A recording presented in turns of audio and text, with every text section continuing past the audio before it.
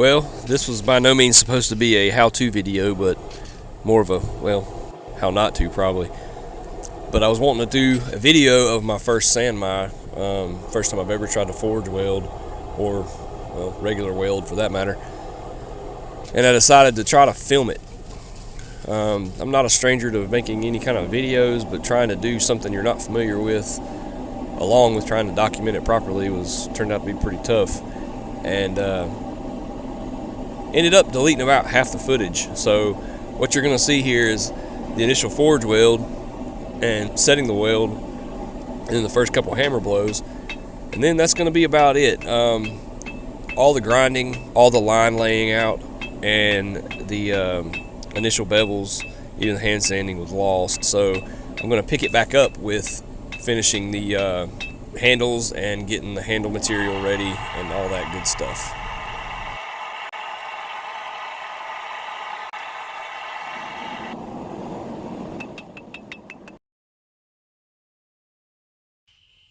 Alright, so here's where we're at. All the grinding for the bevels is somewhat complete. I've got a little delam right there that I think I can get out after the heat treat. Hopefully it doesn't catastrophically fail. So what we're going to do tonight is I am going to continue to flatten out the sides just a little bit on the grinder. I'm going to drill my pinholes. I'm going with 6 3/32 copper pins, and I'm going to use this piece of stabilized wormy maple. I'm not exactly sure. This is what I'm going to use as of right now. That may change here in the next little bit depending on how this works out. Never used it before. It's got a few holes I'm going to have to deal with, but it should shine up really nice and look very unique. So we'll just kind of see how that goes. Now, like I said, I'm going to finish grinding, and then I'll come back and show you how I'm going to mark where I want to put the pins. All right.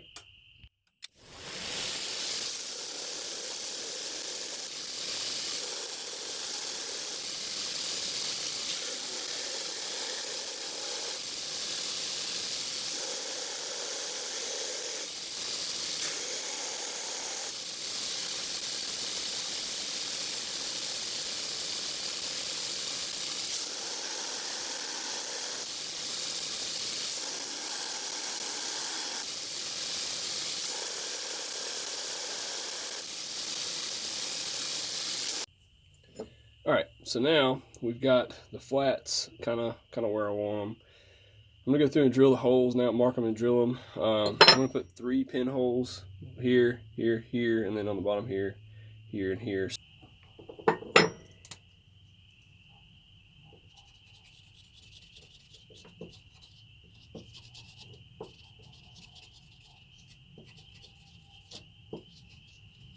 Okay. Let that dry for a few minutes, and while that's drying, I'm going to square up my... Alright, so what we're going to do, let the Sharpie or layout fluid dry. I've measured this, and I kind of think that 3 inches is kind of where I want it. What I'm going to do is I'm going to kind of mark my front hole and my back hole roughly there, and then I'm going to do move this into about a 1/2 inch and do my front 2 holes.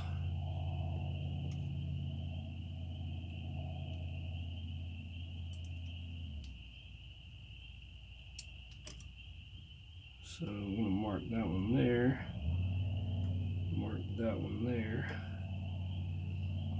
Actually, I'm going to bring, if that's visible on camera, but I've got 4 little spots marked, and I'm going to go punch those.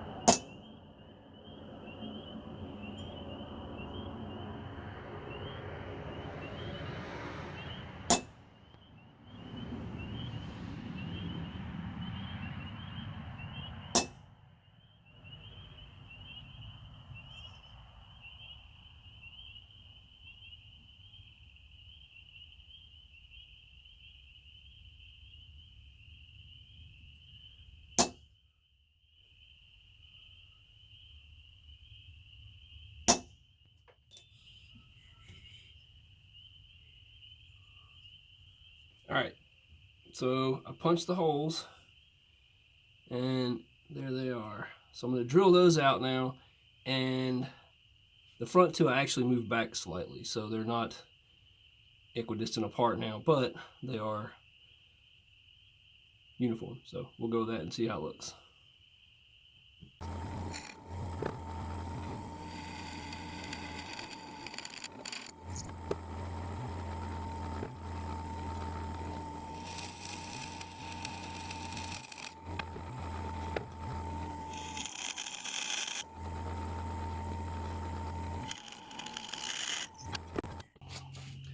Well, there it is. Now what we're going to do is we're going to drill some 1/4-inch holes in between them as weight reduction and a place for the epoxy to go, and then we're going to countersink them to make them a little bit more flush.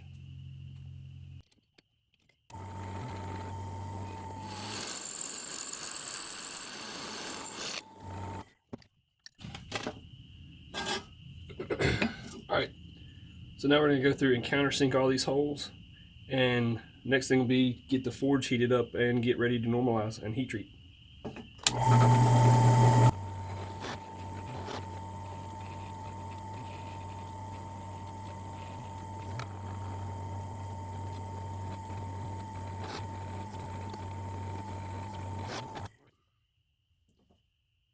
Alright, time to heat treat.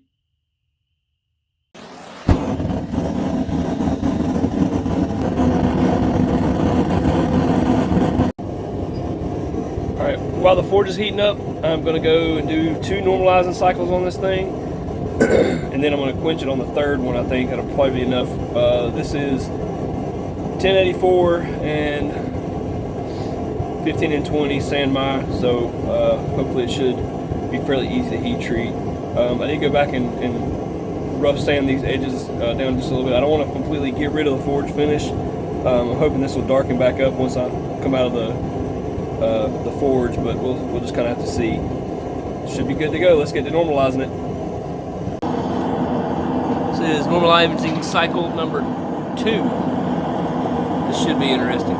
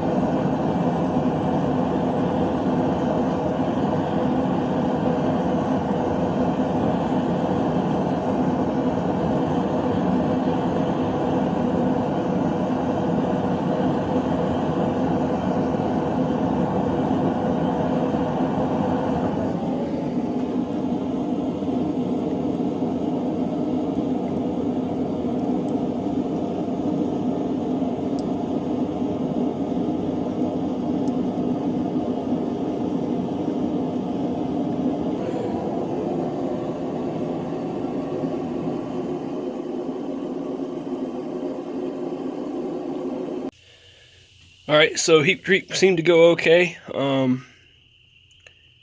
Everything looks straight still. Everything hardened up nicely.